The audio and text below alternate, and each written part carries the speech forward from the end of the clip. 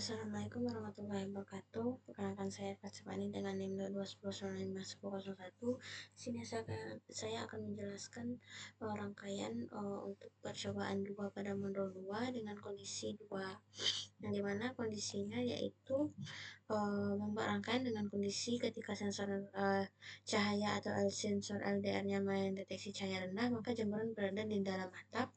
Jika cahaya meningkat ke tingkat sedang, jemuran pada posisi aman atau setengah terbuka. Jika cahayanya sangat terang, jemuran berada di luar atap. Untuk rangkaian saya ini sudah sesuai dengan kondisi,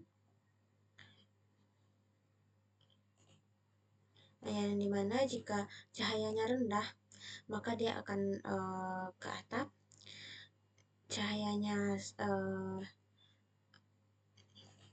Jika cahayanya meningkat ke tingkat sedang, jemuran pada posisi aman.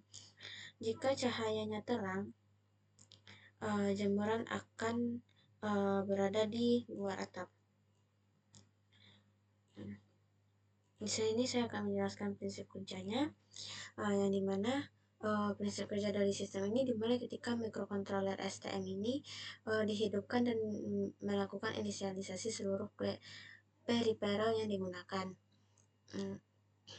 yaitu GPIO sebagai input dan output, serta PWM untuk mengendalikan motor servo. Setelah proses inisialisasi selesai, sistem akan mulai bekerja secara terus-menerusan dalam loop utama.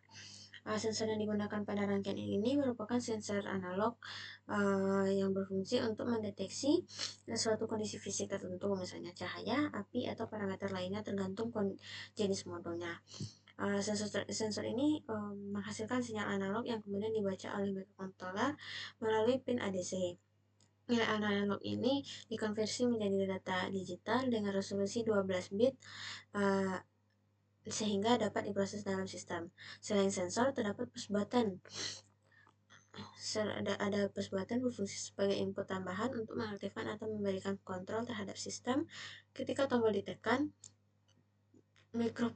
mikrokontroler akan membaca perubahan logika pada pin input sebagai sinyal untuk menjalankan aksi tertentu sesuai program.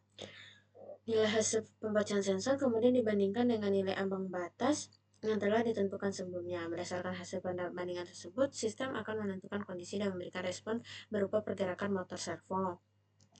Motor servo ini dikendalikan menggunakan sinyal PWM dari mikrokontroler, yang dimana lebar pulsanya yang dihasilkan menentukan sudut putar servo.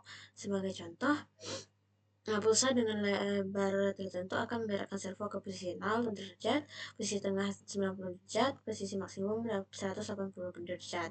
Dengan demikian, perubahan nilai sensor akan mempengaruhi posisi servo secara otomatis, yang dimana jika nilai sensor memenuhi kondisi tertentu, maka mikrokontroler akan mengirimkan sinyal PWM yang menggerakkan servo ke posisi tertentu. Sebaliknya, jika kondisi tidak terpenuhi, servo akan kembali ke posisi awal atau posisi lainnya sesuai logika program. Proses ini berlangsung secara terus-menerus dengan jeda waktu tertentu agar pembacaan lebih stabil. Dengan demikian, sistem mampu merespon perubahan kondisi sensor secara real-time dan mengendalikan posisi servo secara otomatis, baik berdasarkan pembacaan sensor maupun input dari push button. Mungkin segitu saja penjelasan dari saya. Cukup sekian. Assalamualaikum warahmatullahi wabarakatuh.